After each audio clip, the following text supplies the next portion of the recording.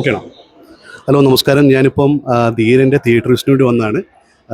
അപ്പം അവിടെയുള്ള ആക്ടേഴ്സും എല്ലാവരും വന്നിട്ടുണ്ട്. അപ്പം നമ്മുടെ പ്രിയങ്കരിയായ നന്ദിനി നമ്മുടെ ഒപ്പം ഉണ്ട്. ധീരനിൽ നല്ലൊരു ക്യാരക്ടർ ചെയ്തിട്ടുള്ളതാണ്.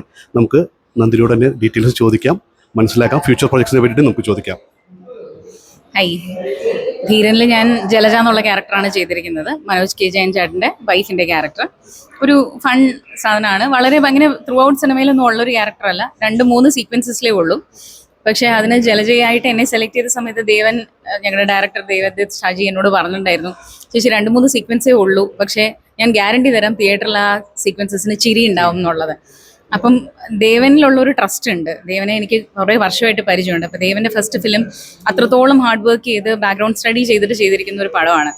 അപ്പോൾ അതിലൊരു പാർട്ടാവുക എന്നുള്ളത് തന്നെ വലിയ സന്തോഷം. അപ്പോൾ അതിൻ്റെ കൂടെ മനോജേട്ടൻ്റെ വൈഫിൻ്റെ ക്യാരക്ടർ, അതും തിയേറ്ററിൽ ചിരി ഉണ്ടാക്കുന്ന ഒരു ക്യാരക്ടർ എന്ന് പറയുമ്പോൾ എന്നെ സംബന്ധിച്ച് അത് ഭയങ്കര ഒരു ലക്കി തിങ് ആണ്.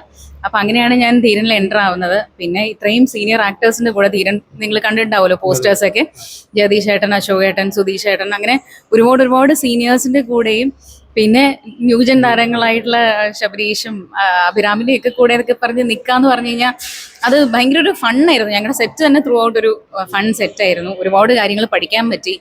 അപ്പം ഒട്ടും ബോറടി ഇല്ലാത്തൊരു സെറ്റായിരുന്നു. ഞങ്ങളെല്ലാവരും ഒരു ഫാമിലി പോലെയായിരുന്നു. അതൊക്കെയാണ് എൻ്റെ ധീരൻ നിന്നുള്ളൊരു ടേക്ക് അവേ സാധനങ്ങൾ. അതുകൂടാതെ നമ്മളെ പുതിയ പ്രൊജക്റ്റുകളെ പറ്റി ഒന്ന് പറയാമോ? പുതിയ പ്രോജക്ട്സ് എല്ലാം ഡിസ്കഷനിലാണ്. അത് കാരണം ഒന്നും പറയാറായിട്ടില്ല. നല്ല പ്രോജക്ട്സ് എടുക്കുക എന്നുള്ളതാണ്. ഇപ്പോൾ ലാസ്റ്റ് ഇറങ്ങിയ റോന്തും അത്യാവശ്യം തിയേറ്ററിൽ നല്ല റിവ്യൂസ് വന്ന ഒരു സിനിമയാണ്. ധീരനാണെങ്കിലും ആൾക്കാർ അക്സെപ്റ്റ് ചെയ്തൊരു സിനിമയാണ്. അപ്പോൾ അതുപോലെയുള്ള സിനിമകളിൽ നല്ല പ്രോജക്ട്സിൽ ഇനിയും പാർട്ടാവുക എന്നുള്ളതാണ് ആഗ്രഹം. അതുകൊണ്ട് ഞാൻ പിന്നെ വർക്കും ചെയ്യുന്നുണ്ട്. ഇൻഫോ പാർക്കിൽ ഒരു കമ്പനിയിൽ വർക്ക്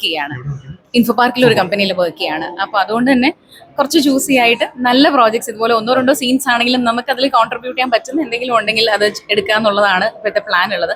അതുകൊണ്ടാണ് ഇപ്പം ഡിസ്കഷൻ ഫേസസ് നടക്കുന്നേ ഉള്ളൂ. ഡെഫിനറ്റ്ലി എന്തെങ്കിലും ഉടനെ തന്നെ നല്ലൊരു പ്രോജക്റ്റ് ഉണ്ടാവും. എല്ലാ ഭാവങ്ങളും നേരുന്നു.